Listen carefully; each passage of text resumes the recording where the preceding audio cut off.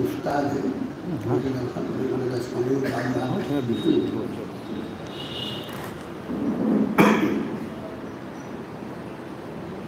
اعوذ باللہ من الشیطان الرجیم بسم اللہ الرحمن الرحیم اذا زلزلت الارض زلزالها واخرجت الارض اثقالها وقال الانسان ما لها يومئذ تحدث اخبارها بان ربك اوحى لها يومئذ يصدر الناس أشتاتا ليروا أعمالهم ومن يعمل مثقال ذرة خيرا يره ومن يعمل مثقال ذرة شرا يره صدق الله العظيم آمنت بما أنزل الله من كتاب قرآن پاک کا 30واں پارہ اور 99 نمبر کی صورت شریفہ سورہ زلزال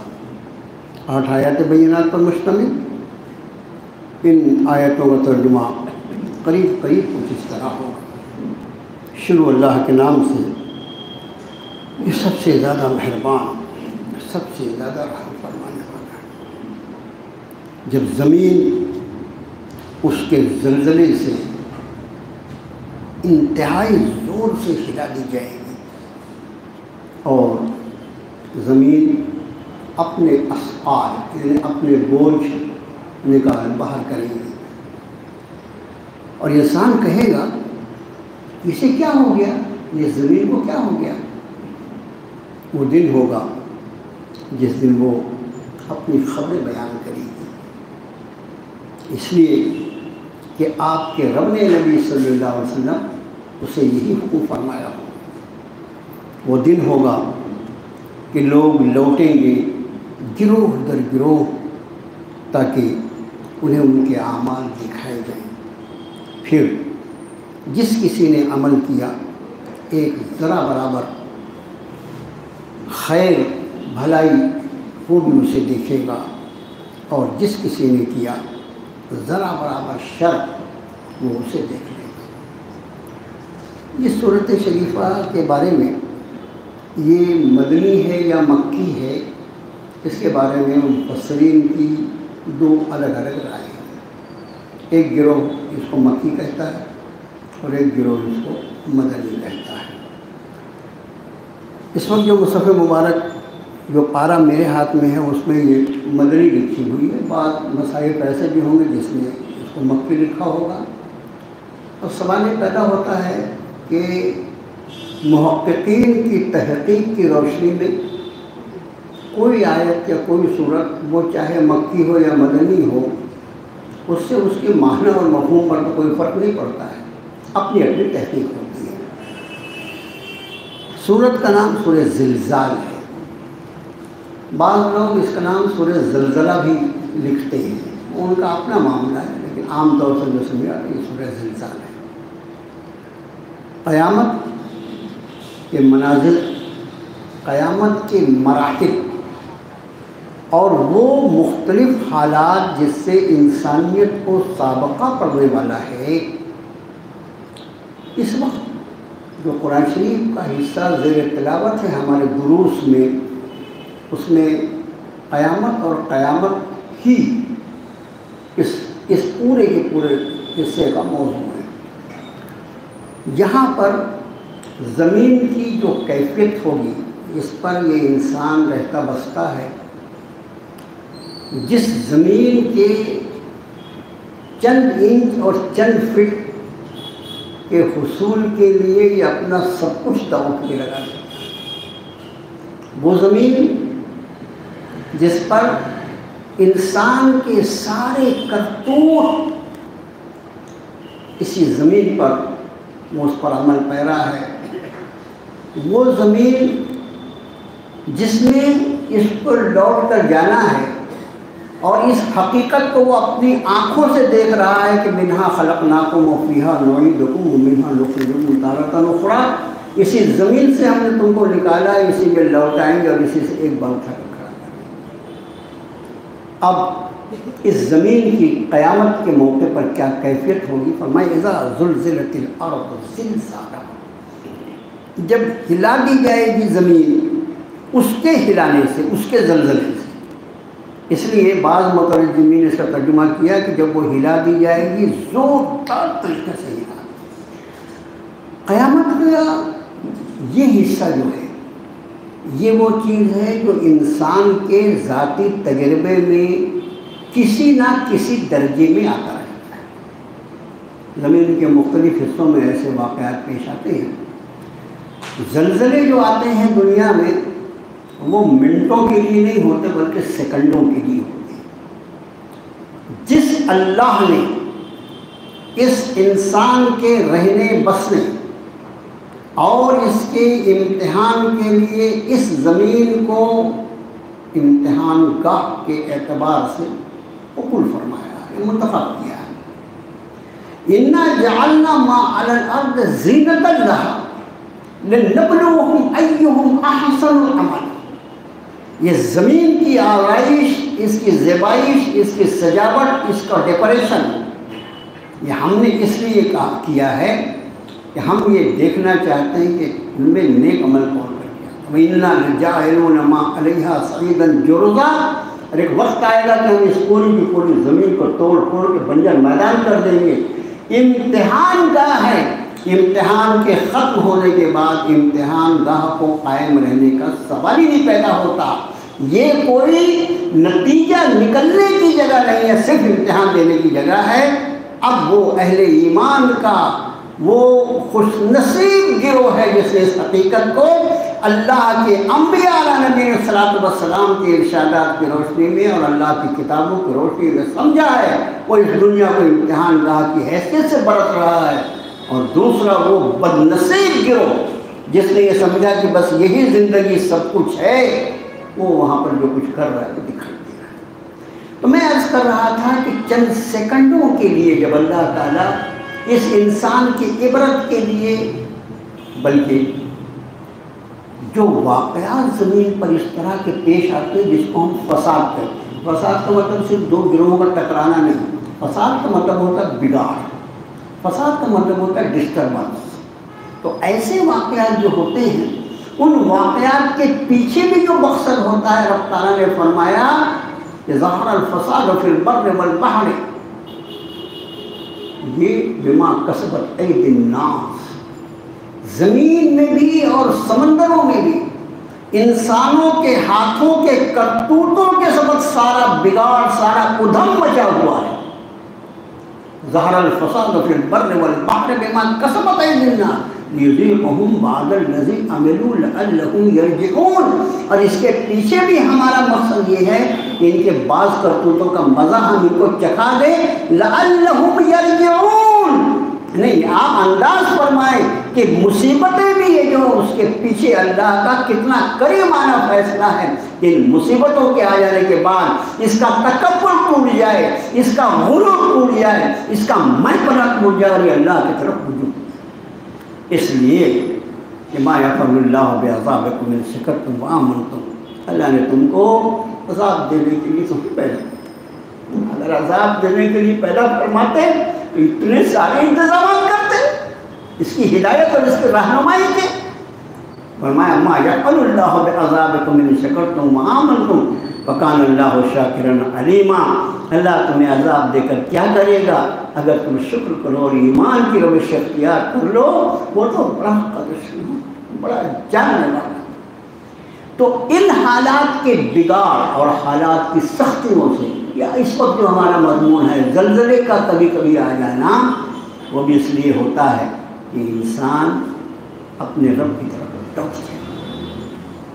اور ابھی چند برسوں پہلے نیپال میں جو شدید زلزلہ آیا تھا، آدمی کی ساری قوت طاقت اس کے کبر اور غرور کے ساتھ سیکنڈوں کے اندر زمین دوست، اس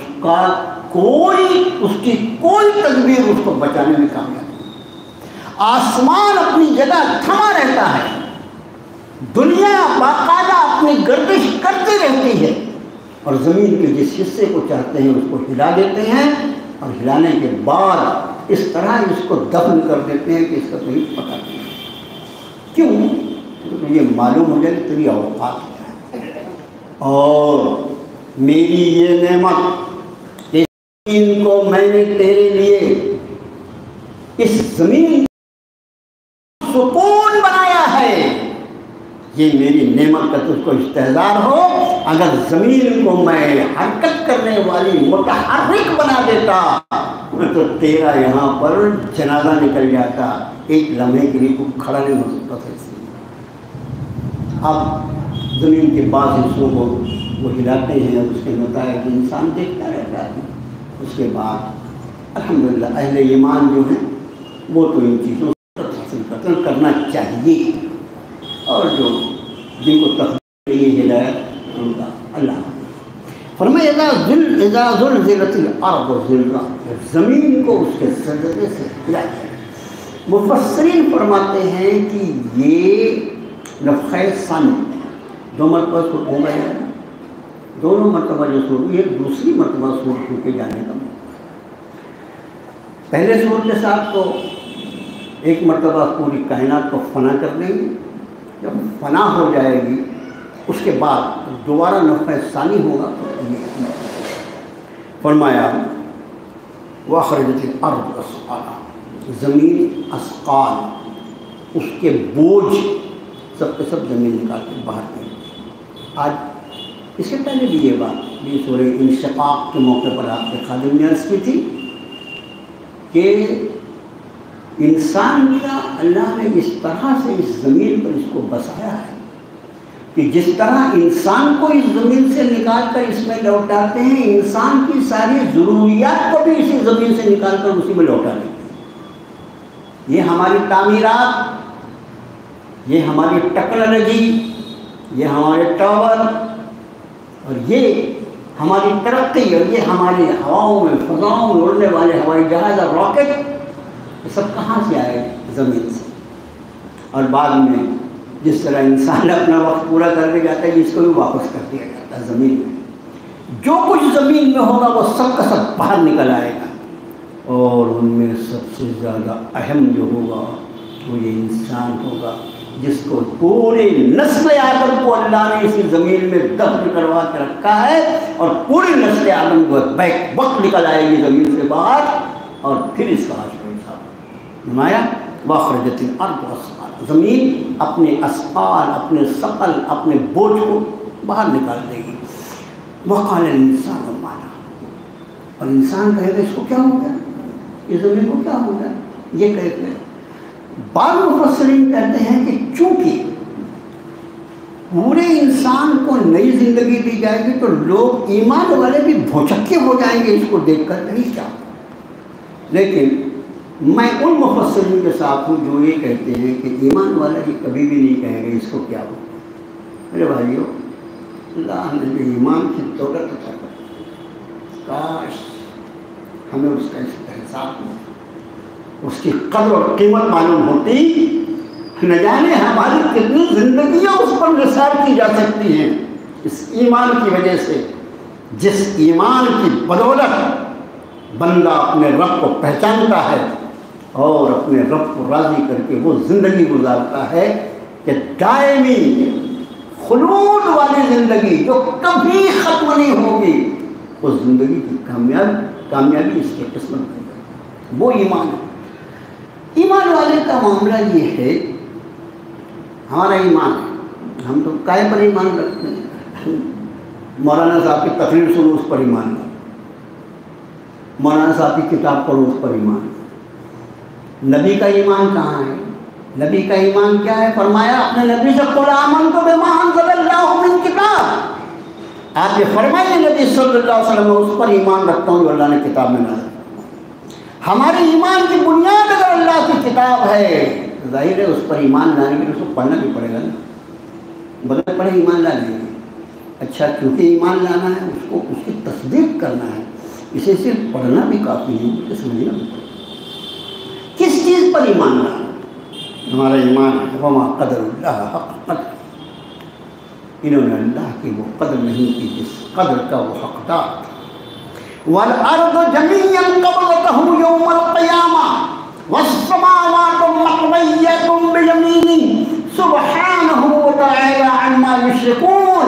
یہ ساری زمین قیامت کے دن اللہ کی مٹھی میں ہوگی، آسمان لپٹے ہوئے کاغذ کی طرح اس کے دست راست میں ہوں گے۔ سبحانہ وتعالی عما یشرکون، پاک ہے میرا اللہ ان ساری شراکت داریوں سے اس کے ساتھ کی جاتی ہے۔ ہم اس پر ایمان کرتے ہیں، ہماری ایمان کی بنیاد اللہ کی کتاب۔ ثم نفخ فیہ اخری فإذا هم قیام ینظرون۔ میں نے آپ سے عرض کیا کہ دوسرے سور کے پھونکنے کی جانے کے بعد کی ہے۔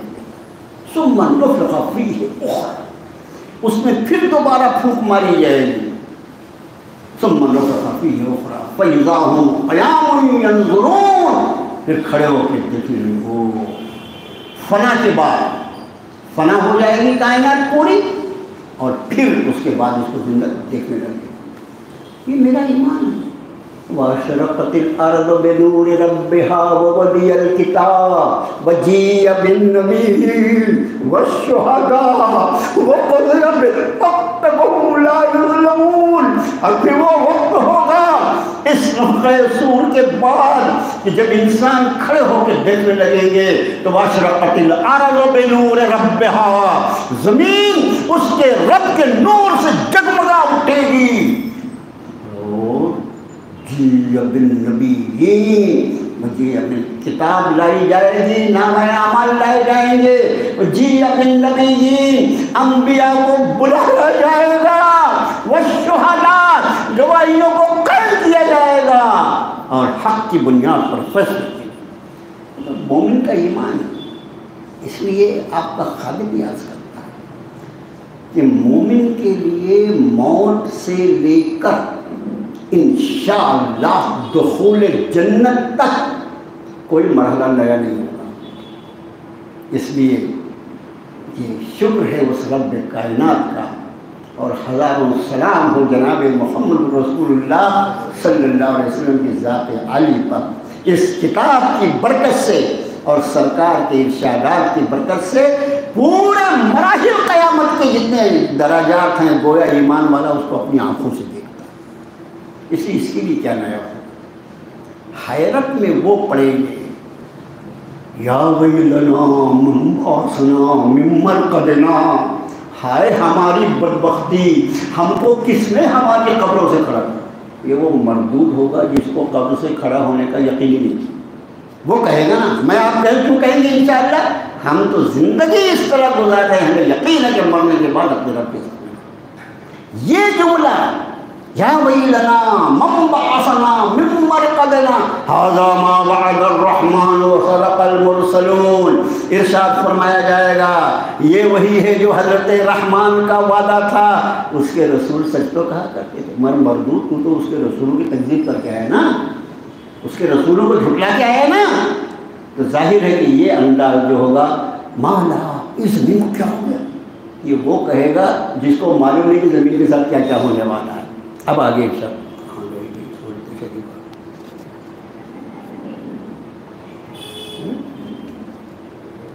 بڑا مسئلہ ہے یار اس میں۔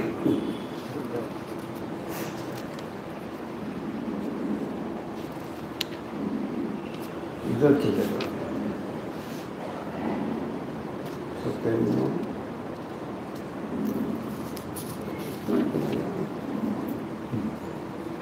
جی۔ وقال الانسان ما لها، کہے گا انسان اسے کیا ہو گیا۔ اس انسان سے مراد منکرین حق ہے۔ یوم تحدث اخبارها، اس دن زمین اپنی خبریں بیان کرے گی۔ اخبارها میں ہاتھ کی زمین کی طرف۔ یہ آج صحابہ کا جو ایمان تھا نا، ایمان تو وہ تھا، اسی لیے قرآن نے صحابہ کے ایمان کو رہتی دنیا تک کے انسانوں کے ایمان کی قبولیت کی بنیاد قرار دیا ہے۔ فَإِنْ آمَنُوا بِمِثْلِ مَا آمَنْتُمْ فَقَدْ اهْتَدَوْا، اگر یہ اس طرح ایمان لے آئے جیسے تم ایمان لے آئے ہو تو وہ ہدایت پا جائے گی۔ ایمان صحابہ کے ایمان جیسا۔ حضرات صحابہ نے جناب رسول اللہ صلی اللہ علیہ وسلم نہیں پوچھا، ایک روایت آپ ایسی نہیں کہ اللہ کے رسول صلی اللہ علیہ وسلم زمین پر خبریں بیان کریں، زمین بولے گی۔ یہ جس دور میں ہم کو اور آپ کو اللہ نے پیدا کیا، ہمارے لیے تو بہت ساری چیزیں مشاہدے میں ہیں۔ ابھی تو ایک باری سی چپ ہے، وہ چپ جو ہے وہی سب ریکارڈ کر دیا، مرنے والا مر گیا بول کے اس کے 100 سال 200 سال کے بعد بھی اس کی آواز سن رہے۔ یہ سب کچھ اللہ کی ذات نے اس انسان کو علم دیا ہے جو قطرہ منی سے بنا، اس کو یہ علم دیا اللہ نے کہ کتنا بھی اندھیرا ہو۔ ابھی جو یہ سی سی ٹی وی لگے رہتے ہیں، اپنے سی سی کیمرے جو لگے رہتے ہیں کلوز سرکٹ کے، آپ لائٹ وائٹ سب بجھا دیجیے، اس کے اندر ہی بڑی دانے جیسے لائٹ ہے، کتنے بھی اندھیرا ہو اور اس میں کوئی بھی آئے برابر اس کا تصویر کھینچ کے رکھتا ہے، اور آوازوں کو کیچ کرنا، اس کو محفوظ کرنا، یہ تو بچوں کا کھیل ہو گیا۔ ہم لوگوں سے زیادہ بچوں کو آتا ہے، کیونکہ ہم نے ان کو عادی بھی بنا دیا نا، عادی بنایا۔ اصل میں غلطی جو ہے بنیاد جہاں پر ہوتی ہے، اگر وہاں ہاتھ رکھا جائے تو غلطی سدھرتی ہے، نہ بعد میں مرثیہ پڑھنے سے کچھ نہیں ہوتا۔ خود سمجھ لیجیے اس بات کو۔ تو یہ سب تو ہم اپنی آنکھوں سے دیکھ رہے ہیں، ہمیں کیا حیرت ہوگی کہ اس قطرے منی سے بنے انسان کو جب اللہ نے اتنے علم سے نوازا ہے کہ یہ سب کچھ اس طرح محفوظ کر سکتا ہے، تو میرا وہ اللہ جو اس کائنات کا خالق و مالک ہے، اس نے کیسے ہمارے اعمال کو محفوظ کرنے کے انتظامات کیے۔ ان انتظامات میں سے ایک انتظام یہ ہے کہ یومئذ تحدث اخبارہا، زمین اپنی خبریں بیان کرے گی۔ زمین کے جس حصے پر جو عمل کیا گیا وہ وہاں پر محفوظ ہو جاتا ہے، زمین اس پر گواہ ہوتی ہے۔ ہاں، کسی گناہ کو کرنے کے بعد جب بندے کو گناہ سے توبہ کی توفیق ملتی ہے تو اس توفیق کی وجہ سے، اس توبہ کی وجہ سے جب اس کے نام اعمال سے اس گناہ کو مٹایا جاتا ہے تو زمین کے جس حصے پر وہ عمل اس نے کیا ہے، زمین کو اس حصے کو بھی بھلا دیا جاتا ہے۔ یہ غیبی انتظام ہے۔ تو فرمایا زمین اپنی خبریں بیان کر، خیر کی بھی اور شر کی۔ ہمارے یہاں یہی وجہ ہے، نماز مسجد جو ہے نا وہ فرض نماز کے لیے، لیکن ابھی زیادہ مسئلے بتاؤ تو معلوم نہیں کیا ہو رہا ہے۔ میرے استاد محترم بھی الحمدللہ تشریف رکھتے ہیں، انشاءاللہ میں نے ان سے درخواست کی، اللہ ان کو جزائے خیر، تو انہوں نے قبول فرمائی۔ میرے بعد درس میں شارٹ کروں گا، انشاءاللہ کچھ ارشاد فرمائیں گے۔ میرے استاد ہیں، ان کی نصیحتیں ہوں گی، مجھے بھی فائدہ ہوگا، آپ کو بھی فائدہ ہوگا۔ مفتی نور عالم صاحب نے ہم نے بخاری شریف اور سب یہیں سے پڑھی۔ تو خبریں یعنی سارے اعمال کے اوپر گواہ ہوگا زمین کا وہ حصہ جس پر وہ کیا گیا۔ یہی وجہ ہے کہ نماز میں فرائض جو ہیں وہ مسجد میں ادا کیے جائیں باجماعت، اور دوسری نمازیں جو ہیں وہ گھر پہ ادا کی جائیں۔ اگر گھر پہ فیسلٹی ہے تو گھر پہ نمازیں پڑھنے کی عادت ڈالو۔ اللہ کے رسول صلی اللہ علیہ وسلم فرمایا اپنے گھر کو قبرستان میں بناؤ۔ یہ قبرستان میں نماز نہیں ہوتی، قبرستان میں وہ بیچارے خالی ترس رہے ہیں ایک سجدہ کرنے کے لیے، وہاں نماز تھوڑی ہوتی، نماز تو زندوں کی آبادی میں ہوتی ہے نا۔ تو جو اعمال جہاں کیے جائیں فرض جو ہے وہ اس پر مسجد کی زمین گواہ دے گی۔ گھر پہ گیا، اپنے ڈرائنگ روم میں پڑھا، اپنے بیڈ روم میں پڑھا، کبھی فرسٹ فلور میں پڑھا، کبھی سیکنڈ فلور میں پڑھا، کبھی یہاں پڑھا، کبھی وہاں پڑھا، سارے حصے گواہی دیں گے اس نماز۔ اب یہ بڑی طویل مضمون ہے، بین ربک اوحانا، کیوں بیان کرے گی؟ اس لیے کہ آپ کے رب نے نبی صلی اللہ علیہ وسلم اس کو حکم دیا ہوگا اپنے احوال کو بیان کر دیں۔ یوم یصدر الناس اشتاتا، جس دن انسان متفرق ہو کے پھریں گے یا لوٹیں گے، لیروا اعمالهم، تاکہ انہیں ان کے اعمال دکھا دیے جائیں۔ ومن یعمل مثقال ذرۃ خیر، جس نے ذرا برابر خیر اور بھلائی کیا ہوگا اس کو دیکھیں، جس نے ذرا برابر، ومن یعمل مثقال ذرۃ شر، ذرا برابر شر کیا ہوگا، شرارت کی ہوئی ہوگی۔ اس میں یہ بات خیال رہے کہ جو شر والا پہلو ہے، جو بھی گناہ ہوئے اس میں بندہ مومن کی شان یہ ہونی چاہیے۔ میں آپ سے عرض کروں، ہمارے اندر کچھ عادتیں ایسی ہیں جنہوں نے ہماری زندگی کو اجیرن بنا دیا۔ ہم تھوڑا سا ایڈجسٹمنٹ کر کے اگر اپنی ان عادتوں کو بدل دینا میرے بھائیوں، تو انشاءاللہ ہماری زندگی بہت آسان ہے۔ جیسے ایک ہمارا میں پانی، اپنی غلطی تسلیم کرنا ہم کو نہیں آتا۔ اللہ کے گواہ بنا یہ کہتا ہوں کہ اپنی غلطی تسلیم کرنے میں ہمارے ہزاروں مسائل حل ہو جائیں، لیکن ہماری انانیت، ہماری انا جو ہے وہ مانے ہوتی ہے۔ میں چھوٹا ہوں، میں چھوٹا بن جاؤں، یہ میری بیوی ہے، بیوی کے سامنے میں اس کو قبول کروں واقعی مجھ سے غلطی ہوئی، اپنی اولاد کے سامنے میں قبول کروں واقعی مجھ سے بھول ہو گئی، اپنی بہوؤں کے سامنے، میرے بھائی بھول بھول ہے، غلطی غلطی ہے، انسان کی فطرت کا حصہ ہے، اس کو قبول کر لو، جھگڑا ختم ہو جائے گا۔ ٹھیک اسی طرح آج کل ہمارے مسجد میں جو بیان ہوتا ہے اس پہ عدل چل رہا ہے، عدل، کہ ہم اپنے بارے میں اور اپنے دوسرے بھائی کے بارے میں ہمارا نظریہ دوہرا ہے۔ جناب رسول اللہ صلی اللہ علیہ وسلم کا وہ قول امت کو بھول گیا جس میں سرکار نے فرمایا تھا تم میں کوئی اس وقت تک مومن نہیں ہو سکتا جب تک کہ وہ اپنے بھائی کے لیے وہی پسند نہ کرے جو خود کے لیے کرتا ہے۔ ہمارے دو الگ الگ کسوٹیاں ہیں، ہمارے لیے ہم عزت پسند کرتے ہیں، سامنے والے کے لیے ذلت پسند کرتے ہیں۔ یہی وجہ ہے کہ ہماری مجلسیں ان کی غیبتوں سے بھری رہتی ہیں۔ اگر جو عزت ہم اپنے لیے چاہتے ہیں کہ ہمارا برائی کے ساتھ کوئی تذکرہ نہ کرے، اگر وہی ہماری سوچ ہمارے بھائی کے لیے ہوتی، خدا کی قسم ہماری زبان غیبت کے گناہ سے پاک۔ لیکن ہمارا دوہرا اسٹینڈرڈ ہے۔ عدل کرو، انصاف کرو، جو خود کے لیے پسند کرتے ہو اس کے لیے پسند کرو تاکہ تکمیل ہو۔ تو گناہوں کے بارے میں ومن یعمل مثقال ذرۃ شرا یرہ فرمایا، اس کے بارے میں جو مفسرین نے لکھا بڑی پیاری، وہ یہ ہے کہ ان میں وہی گناہ ہیں جو بچے، جیسے ایک گناہ آدمی نے کیا، ایک گناہ غلط کام کر دیا، اس سے توبہ کر دیا، توبہ ہونے سے کیا ہوتا ہے؟ گناہ معاف ہو جاتا ہے۔ گناہ معاف ہو گئے تو پھر اس کو نہیں دے گی، اس کو دکھایا جائے گا۔ اسی طرح سے قرآن شریف نے کہا ان الحسنات یذہبن السیئات، نیکیاں برائیوں کو مٹا دیتی ہیں۔ تو وہ برائیاں جن کو اللہ نے ایمان والے کی نیکیوں کے برکت سے مٹا دیا تھی تو برائیاں، لیکن اللہ نے اپنے کرم سے مٹا دیا، وہ بھی ختم ہو گئی۔ اسی طرح سے وہ غلطیاں جس کا ہوئی تو صحیح، جیسے ایک آدمی نے نماز چھوڑ دی تو گناہ ہے نا، یہ نماز کی قضا کر دی، بعد میں پڑھ لیا، ظاہر ہے کہ قضا ادا ہو گئی اس کی، اب اس گناہ سے نکل گیا۔ ٹھیک اسی طرح گناہوں کا بھی معاملہ ہے کہ گناہوں میں وہ گناہ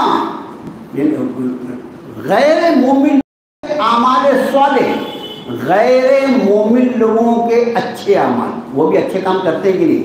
کچھ اچھے کام نہیں کرتے، ہم سے زیادہ چیریٹی کرتے ہیں، جو صحیح بات ہے مان لو نا، یہ ہم کو دکھاوا پسند ہے۔